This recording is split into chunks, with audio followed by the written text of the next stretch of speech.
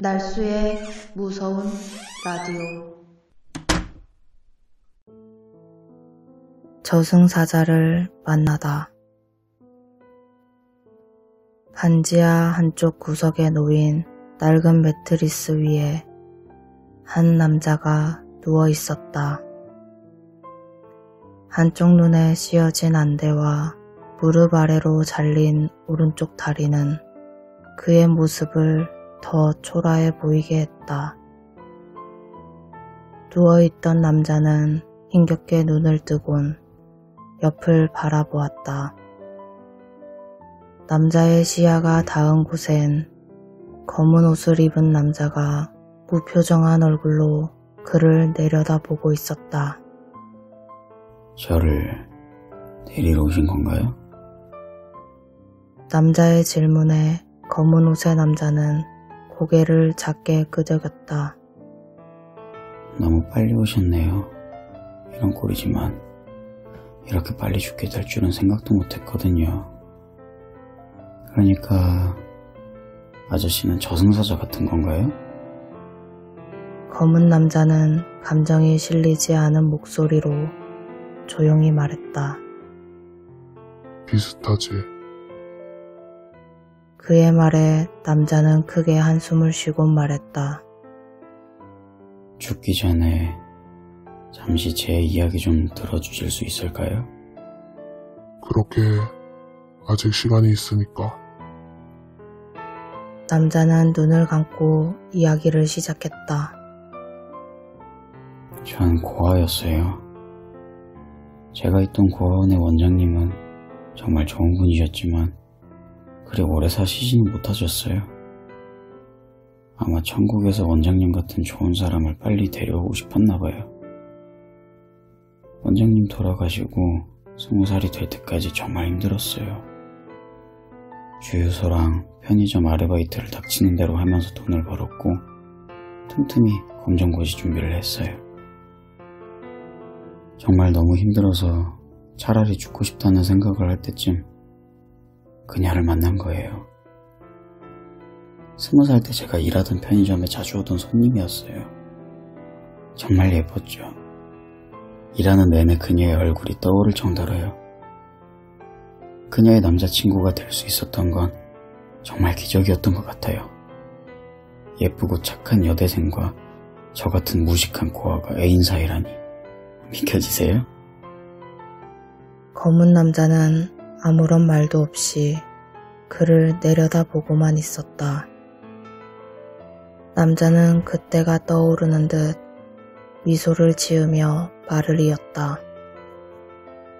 그녀를 위해서 뭐든 다 할 수 있었어요. 그녀를 위해 정말 닥치는 대로 돈을 모으기 시작했죠. 그녀 생일 때 적금을 깨서 멋진 선물을 사준 적도 있었어요. 선물을 줄 때마다 그녀가 제게 보여준 얼굴은 정말 표현하지도 못할 만큼 아름다웠어요. 남들이 어떻게 생각하든 전 그걸로 제 노력이 다 보상받는 것 같았어요. 그런데 다른 사람들은 저를 이해하기 어려웠나 봐요. 정신 차리라고 윽박 지르던 친구들은 모두 얼마 안 가서 저를 떠나더라고요. 좋은 녀석들이었는데. 그래도 괜찮았어요. 제 곁엔 그녀가 있었으니까. 검은 남자는 미동도 없이 그의 이야기를 경청하고 있었다. 시련이 없었던 건 아니에요. 눈이 아프다는 그녀를 데리고 병원에 갔는데 그녀의 한쪽 눈이 실명할 거라고 하더라고요. 그땐 정말 눈앞이 캄캄해졌어요. 그 자리에서 의사 선생님께 매달려서 어떻게든 해달라고 했죠. 다행히 방법이 있었어요. 제 눈 하나를 그녀에게 주는 거죠. 이래서 신이 눈을 2개 주셨나봐요. 제 눈 하나로 그녀를 고칠 수 있다니 정말 행복했어요. 하나밖에 없는 눈은 제겐 큰 의미예요. 일종의 훈장이죠. 남자는 숨이 가쁜지 잠시 숨을 골랐다.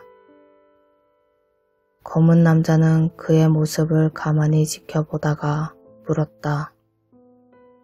그 다리는 어떻게 된 거야? 남자는 한쪽밖에 없는 다리를 슬쩍 내려다본 후 입을 열었다. 이것도 제 훈장 같은 거예요. 제가 그녀를 얼마나 사랑하는지 보여주는 증거.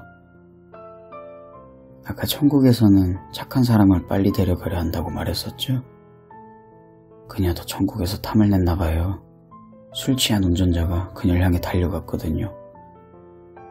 하지만 원장님 때와는 달리 제가 이번엔 이겼어요. 그녀의 목숨 대신 다리 하나를 올려보냈죠. 흉측한 제 모습을 보고 그녀가 떠날까봐 걱정했지만 그녀는 그러지 않았어요. 남자는 장난스레 다리를 흔들어 보이려 했지만 몸에 힘이 들어가지 않는 듯 금세 포기했다. 그녀는 보상금 문제로 운전자랑 자주 만나 이야기하는 것 같았어요. 날 위해 고생하는 그녀의 모습을 보니 다리 하나 따위 아깝지 않더라고요. 하지만 아쉽게도 일이 잘 풀리지 않았대요. 보상금을 한 푼도 못 받았다고 이야기하더라고요. 솔직히 저는 상관없어요. 그가 돈이 중요한가요? 그녀가 살아있다는 게 중요하지. 퇴원한 이후론 쭉 여기서 지냈어요. 이 꼴로는 어디서 일할 수도 없어서 걱정하고 있는데 그녀가 장애인 등록인가 그런 걸 해줬어요. 그 덕에 많지는 않지만 한 달에 얼마씩 돈을 받을 수 있었어요. 물론 관리는 그녀가 했죠. 그녀는 저보다 똑똑하니까요. 조금 슬픈 건 그때 이후로 그녀 얼굴을 보기 어려워졌다는 거예요. 일이 너무 바빠서 올 시간이 없다고 하더라고요. 몇 년 동안 조금 외로웠지만 꼭 참았어요. 그러다가 바로 얼마 전에 그녀에게 전화가 온 거예요. 마지막 부탁이라면서. 전 웃으면서 기꺼이 하겠다고 했죠. 제가 아직도 그녀에게 도움을 줄 수 있다는 사실이 행복하네요. 다만 아쉬운 게 있다면 딱 한 번만 더 그녀의 모습을 보고 싶어요. 그녀의 웃는 모습을 보고 싶은데 어렵겠죠? 검은 남자는 그 말에 대답하는 대신 시계를 바라보다가 말했다. 시간 되었다. 이제 그만 가야겠어. 부축 좀 해주실래요? 하루 종일 아무것도 못 먹었더니 힘이 하나도 없네요. 검은 남자의 손에 이끌려 휠체어에 앉은 그는 자신이 누워있던 곳을 바라보다가 말했다. 제가 그리 건강하지 않은데 돈이 될까요? 이제 그녀에게 줄 수 있는 게 이것뿐이라서요. 검은 남자는 처음으로 미세하게 표정이 일그러졌다. 하지만 이내 원래 무표정한 얼굴로 돌아가며 말했다. 걱정 마. 이 장기들은 내가 책임지고 비싸게 팔아줄 테니까. 안심한 남자의 표정을 본 그는 잠시 후 다시 입을 열었다. 후회되거나 억울하진 않아. 그녀를 위해서 죽는다는 게 말이야. 남자는 단호하게 고개를 저으며 대답했다. 전혀요. 오히려 그녀를 위해 죽을 수 있어서 행복해요. 그녀는 천국에서 다시 만날 수 있겠죠? 시간이 조금 오래 걸릴 테지만요. 그렇게 말한 그는 천진난만하게 웃었다. 그 모습을 바라보던 검은 남자는 그가 들리지 않을 정도로 작게 말했다.